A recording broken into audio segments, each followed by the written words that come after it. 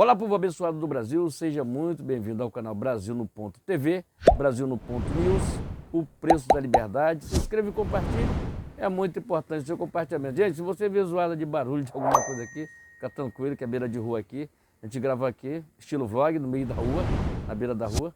Tá ok, gente? Então inscreva e compartilhe, é muito importante o seu compartilhamento. Todos os links dos canais que apoiam o governo Bolsonaro estão na descrição do vídeo. Então, inscreva-se e compartilhe, é muito importante. Mas estou aqui para falar da entrevista que o presidente Bolsonaro concedeu às emissoras de televisão, menos a Globo, tá? Para todas as emissoras, menos a Globo. Tá ok, gente? Então, eu estou com esse vídeo, no final desse aqui, logo depois da vinheta, você assiste o vídeo do presidente Bolsonaro, aquela entrevista mais ou menos 10, 12 ou 14, 15 minutos mais ou menos de entrevista. Tá ok, meus amigos? Então, inscreva-se e compartilhe. Lembrando que nós temos live nesse canal toda segunda, quarta, sexta-feira, a partir das 19 horas. Então, senta o dedo no like, compartilhe e vamos pro vídeo agora. Agora com vocês a entrevista do presidente Bolsonaro. Se inscreva e compartilhe. Brasil acima de tudo, Deus acima de todos.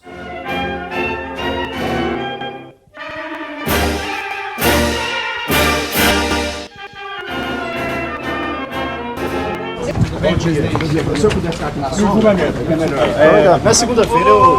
Calma aí, o senhor está na frente. Calma aí. Na segunda-feira eu questionei o senhor esperava um julgamento mais jurídico ou político, todo mundo certo aí? Qual que é a opinião do senhor nesse momento? Vamos lá. Vamos recordar os fatos, né? Em 2017, a chapa Dilma Temer foi julgada no TSE. Obviamente a Dilma já não estava na presidência porque ela foi cassada em 2016. E havia interesse da esquerda em cassar o Temer. E o TSE então julgou essa chapa. Bem, durante o julgamento houve um intenso debate se novos fatos, novas provas poderiam ser agregadas ao processo inicial movido pelo PSDB em 2015. E a discussão foi que essas novas provas não poderiam ser agregadas ao processo. Bem, logicamente, ficou frágil a ação e por 4-3 o TSE manteve a chapa Dilma Temer. E Temer continuou, então, presidente da República. Fato que permitiu ao Temer indicar depois o senhor Alexandre de Moraes para ser ministro do Supremo Tribunal Federal. Ou seja, se não fosse este julgamento, dessa forma, tirando as provas fora, Alexandre de Moraes não seria ministro do Supremo Tribunal Federal, porque o Temer teria cassado também. Bem, agora temos o fato, né, que por coincidência, ironia do destino, o senhor Alexandre de Moraes é presidente do TSE. E eu espero que ele haja com imparcialidade, juntamente com o tribunal como um todo, porque os fatos são exatamente os mesmos. A minha ação, a ação movida contra mim, pelo Carlos Lupe, do PDT, por abuso de poder político, exatamente igual à chapa Dilma Temer, está em julgamento. E novos fatos foram apensados à minha ação. Ou seja, a partir do momento que o TSE, aproveitando a jurisprudência de 2017, aplicar para o meu caso, que no meu entender deve ser assim, por questão de coerência, né, a acusação contra mim, por se reunir com embaixadores, torna-se frágil. Agora, por que eu me reuni com embaixadores em julho do ano passado, fora do período eleitoral? Foi porque 2 meses antes, o senhor ministro Edson Fachin havia se reunido com embaixadores também, que não é competência dele. Reunião com embaixadores, tratado de política externa, é competência privativa do presidente da República. Então foi uma resposta ao senhor Edson Fachin, porque lá naquela reunião dele, o que ele deixou mais do que implícito, deixou claro. Isso faltava aí 5 meses aproximadamente para as eleições. Ele falou o seguinte: tão logo o TSE apresente o resultado, os senhores embaixadores devem, junto aos seus respectivos chefes de Estado, reconhecer imediatamente o ganhador das eleições. E esse é o fato. Essa é a verdade e essa é a realidade. Me julguem a exemplo do que foi julgado no caso da chapa Dilma Temer. E mais ainda, por coincidência do destino, foi absolvido a chapa, né? A chapa continuou valendo, por 4-3. O voto decisivo foi do presidente do TSE à época, Gilmar Mendes, que falou: o TSE não existe para caçar mandato de ninguém, muito menos de presidente da República. E um desses 4 votos, além do Gilmar, foi do senhor Tarcísio, que era ministro do Tribunal Superior Eleitoral, que votou com Gilmar Mendes. Ou seja, é só o senhor Alexandre de Moraes, diretamente beneficiado por uma conjuntura, uma coincidência no momento, seguir os precedentes, né? O que aconteceu, né?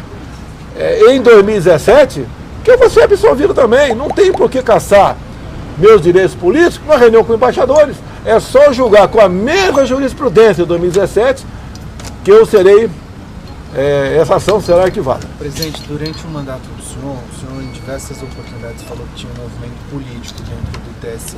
O senhor entende que neste julgamento que começa amanhã pode ter algum tipo de movimento político e não necessariamente jurídico eleitoral? A polícia foi presente até dentro das nossas casas. Então isso vai existir sempre. Mas os fatos são concretos. São concretos.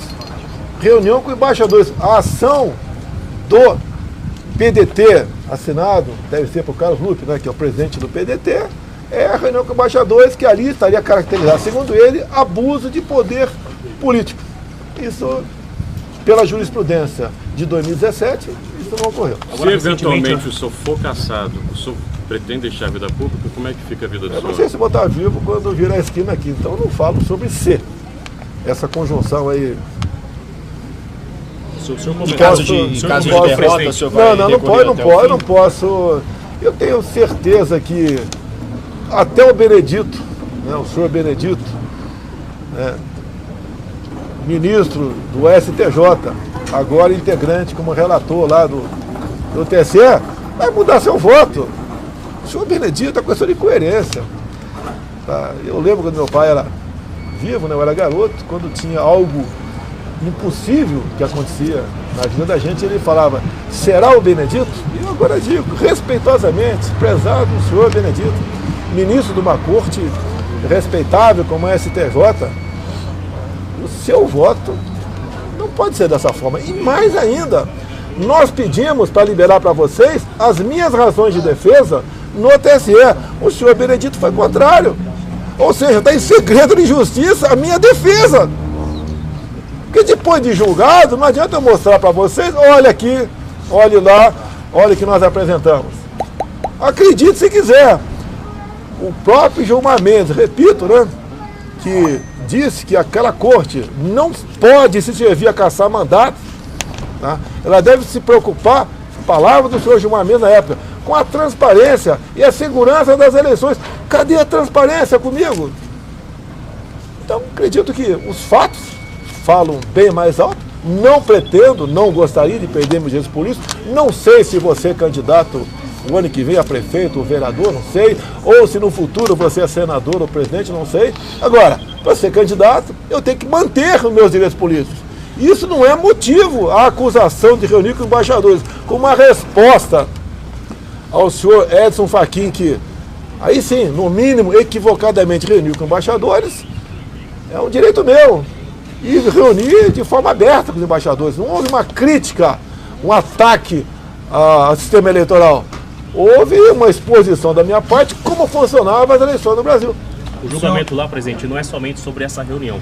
Incluiu recentemente esse documento, né, essa minuta encontrada. O senhor acha, só para finalizar, então, vamos lá, que também algumas falas do senhor, eles vão utilizar nesse julgamento? Olha, eu estou dizendo para você aqui que o TSE em 2017 não aceitou isso.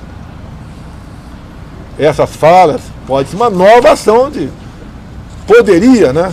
Uma nova ação de investigação eleitoral, né? Incluir nessa peça lá, não. Okay?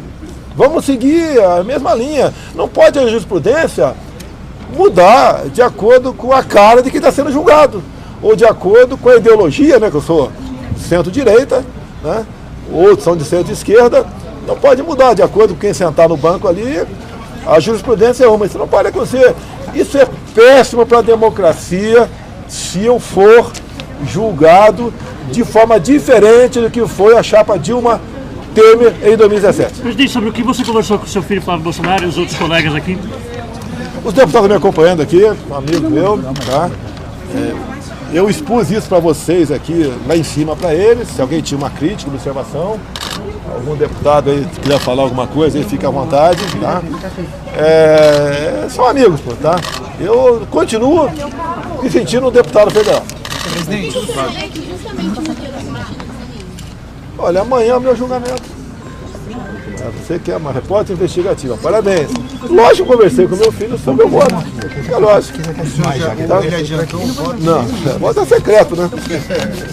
Outra questão, presidente, o senhor acompanhou as matérias que saíram na última sexta-feira com relação ao seu ex-ajudante de ordem? Não, olha só, isso está sendo investigado.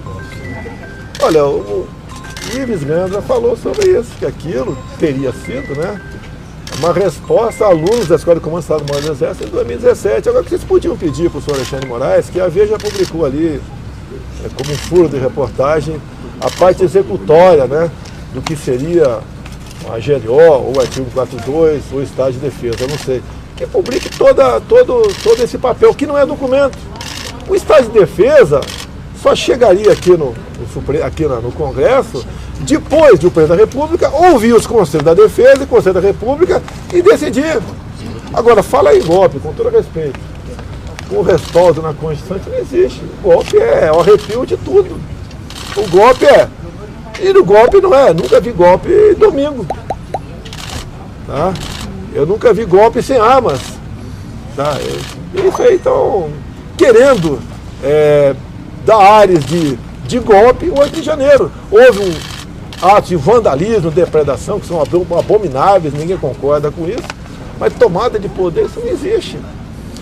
O próprio senhor ministro da Defesa, né, acabou de declarar dia de ontem, ou anteontem, que não houve uma figura central coordenando o 8 de janeiro.